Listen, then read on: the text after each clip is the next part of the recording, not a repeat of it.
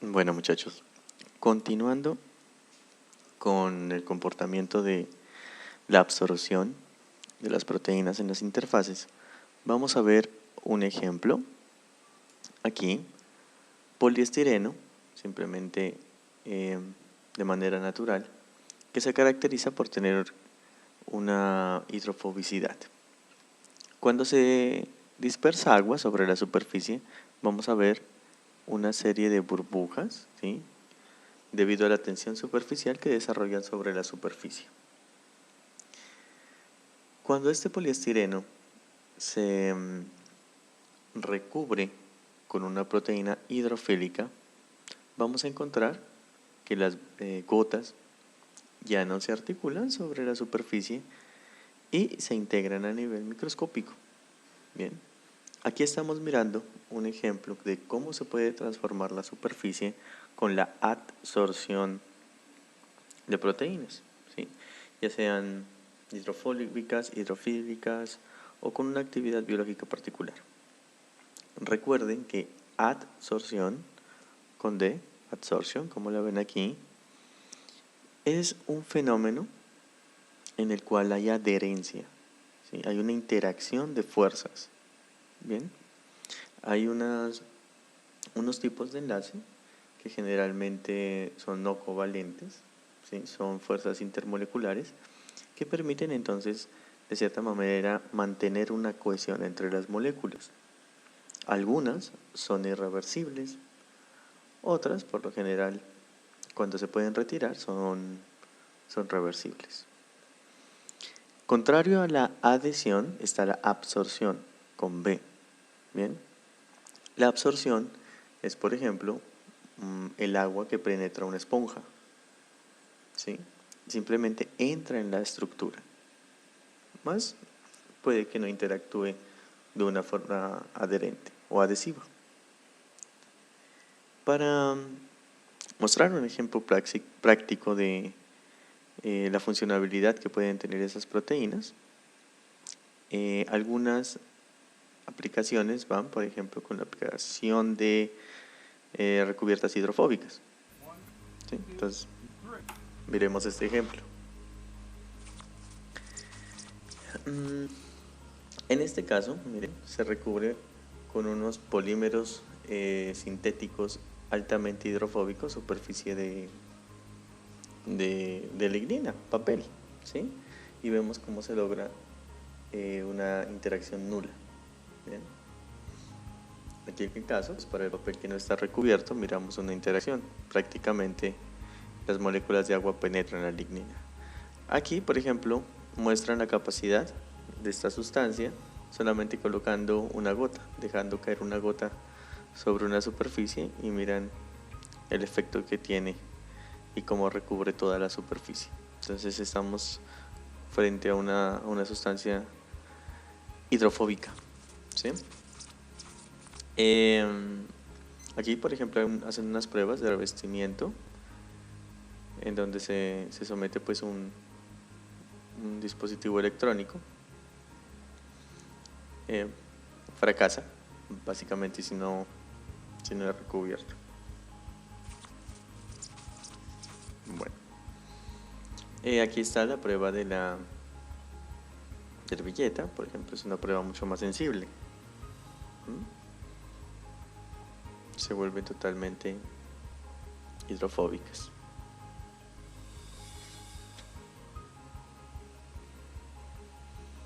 Bueno, en esta parte vemos que pueden introducirla incluso al agua, pueden colocarle huevos.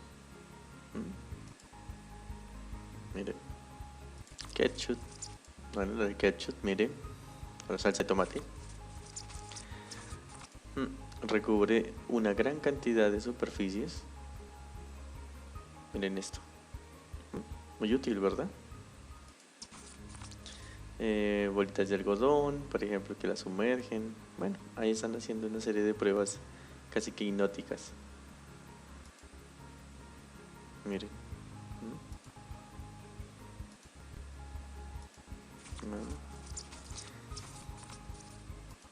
Aquí, por ejemplo, fue la prueba que vimos al inicio. Y este es el resultado. Muy útil, ¿verdad? Entonces, esas diferentes moléculas que se adhieren sobre las superficies, pues una vez se adhieren van a cambiar la dinámica de interacción, ¿sí?, con otras cosas. En este caso, miren, tienen una solución acuosa que ya no puede interactuar. Muchos de los materiales entonces se pueden recubrir con proteínas hidrofóbicas e hidrofébicas, y esto va a cambiar los mecanismos de interacción. Cuando nosotros encontramos la cinética de adherencia, que es muy importante, generalmente es importante saber en cuánto tiempo se va a lograr ese recubrimiento. Se han hecho varios experimentos y lo que se ha visto es que tienen este comportamiento. Entonces aquí tenemos una concentración y acá tenemos el tiempo que transcurre en segundos.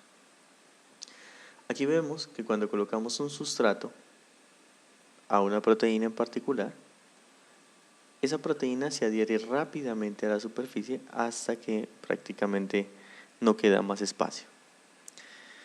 Parte de esa concentración que se adhiere pues va a no quedar, digámoslo, bien adherida, y se puede lavar con una solución o un buffer, ¿sí?, que no sea hostil, básicamente que tenga un pH neutro y libere pues toda la cantidad de proteínas que no se adhirieron, pero igual llevará una constante también, es decir, que se va a mantener adherida. En el caso que nosotros ya apliquemos un surfactante, un tensoactivo, un detergente fuerte, por ejemplo aquí el SDS, en ese punto ya se puede llegar a destruir algunos tipos de interacciones, incluso enlace, y ahí vemos que se retira. Entonces, frente a tratamientos fuertes, podemos retirar las proteínas, pero recordemos que generalmente estos procesos de adherencia y funcionalidad resultan ser irreversibles. Y pues si nosotros queremos retirar algún tipo de proteína sobre la superficie, tenemos que utilizar subfactantes. Los subfactantes más conocidos pues estarían los detergentes, ¿no? En este caso se utiliza el SDS. Cuando las proteínas se adhieren sobre la superficie, pues lo hacen por la parte estructural que mejor interactúa. Entonces acá tenemos, por ejemplo, fibronectina, pero la fibronectina tiene un extremo que puede dejarse hacia la superficie, que es un extremo CH3, un metil, o se puede dejar un grupo carbonilo, ¿sí?, por el COH. Entonces tenemos aquí a la derecha, a la izquierda, la forma como interactuaría, por ejemplo, aquí una proteína sobre la monocapa, y vemos acá pues las interacciones que va a tener la proteína. Por ejemplo, aquí tiene una alanina, una lisina, tenemos una leucina, ¿sí? Esta proteína se trata del mismo fibrinógeno que se coloca sobre una capa de fibrinógeno. Entonces vemos cómo ellos interactúan, ¿sí? Sin embargo, cuando por ejemplo se colocan en otra posición, ¿sí?, el fibrinógeno, vamos a ver que en sí la capa que está recubriendo interacciona de manera diferente con la proteína. Entonces vamos a encontrar lisina, glutamina, arginina, ¿sí?, principalmente actúan. Ahora, ¿por qué son diferentes, dirán ustedes? Bueno, porque esto solamente es un segmento de la proteína que se ha inmovilizado, para mirar cómo la proteína total puede entonces interactuar.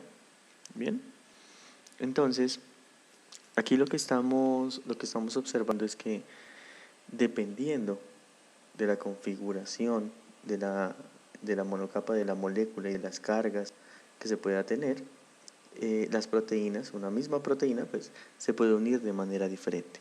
Ahora, ¿esto por qué es importante? Porque el sitio o los dominios activos podrían unirse a la superficie y la proteína podría dejar de ser activa. Entonces, a veces hay moléculas que nosotros deseamos inmovilizarlas sobre las superficies para que puedan tener una actividad biológica. Al inmovilizarlas, podríamos incurrir en un daño estructural. Es decir, si moviliza el dominio de acción de la proteína, la parte que tiene actividad, pues dañaríamos esa proteína, ¿sí? Entonces tenemos que ser muy cuidadosos en el momento de elegir cómo se funcionaliza la proteína y a qué parte de la proteína se une. Estos modelos pues, son modelos de realidad virtual, en donde nosotros podemos mirar las interacciones. Hay mucho software de predicción de interacción de moléculas, es un poquito más de bioinformática, que nos puede ayudar a predecir. Sin embargo, los ensayos hasta el momento más seguros es inmovilizar la proteína y verificar la actividad biológica, primero in vitro, después en los laboratorios, en los modelos preclínicos, perdón. Algo que vamos a ver más adelante en modelos de evaluación. Bueno, una cosa importante, ya mirando que se puede interactuar de diferente manera una proteína en la superficie y que podría tener una rápida absorción, pues es mirar también los modelos que permiten describir ese comportamiento de adherencia. Entonces, si nosotros observamos el comportamiento de adherencia, ¿sí? Miramos en las diapositivas que les mostré anteriores, ¿sí?, que las proteínas prácticamente se pueden adherir de una manera muy rápida al inicio y después llegan a un plató, a una constante, donde ya se podría estar infiriendo que hay una saturación total de la superficie del material. Entonces, digamos que prácticamente, si lo vemos desde arriba, encontramos una capa o una monocapa de esas moléculas que pueden recubrir toda la zona. Sobre estas moléculas podrían haber otras de las mismas moléculas, pero ya no están interactuando con el material. Entonces esas moléculas generalmente se pueden desadherir. Si lo miramos de manera lateral, vamos a ver pues aquí el sustrato como el biomaterial. Entonces en inglés pues sustrato es como la superficie de adherencia. Y vamos a ver entonces la monocapa que está formada aquí por las proteínas. De hecho, este comportamiento, ¿sí?, en condiciones de temperatura constantes, ha recibido un nombre y se llama la isotérmica de Langmuir, ¿sí?, que simplemente es una correlación de disponibilidad de proteína, ¿sí?, que se ha sacado como en función de un proceso reversible. Principalmente esto ha sido verificado para gases, pero cumple mucho pues también para lo que son modelos de proteína. Entonces, en este modelo,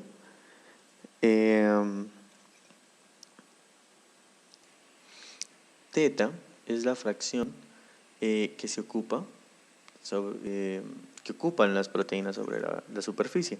Entonces esa fracción va entre 0 y 1, ¿sí?